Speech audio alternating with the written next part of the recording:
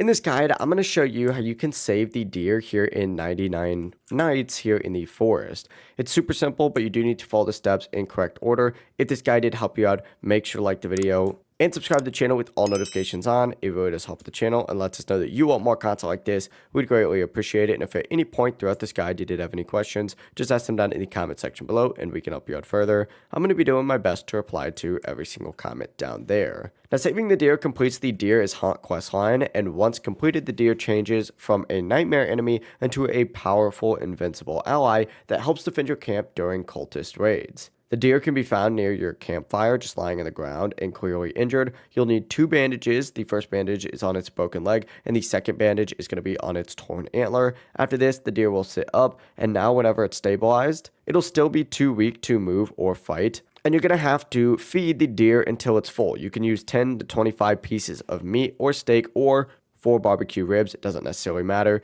Either drop the food near the deer or drag it directly onto it. Whenever the deer is fed, it'll try and stand up and it triggers an ambush. Essentially, just go ahead and defend the deer from 2 alpha wolves. Defeat both of them, and after that, the deer will stand up and begin sniffing the air, searching for the creature that originally attacked it, which is this like mysterious purple winged beast. Go ahead and look around the area for purple fur turfs on the ground or near where the deer was lying. Pick one up, give it to the deer. This will trigger a short automated cutscene where the deer runs into a nearby cave. And whenever that deer returns, you'll see the message, "The deer will remember your help. It may help you later on."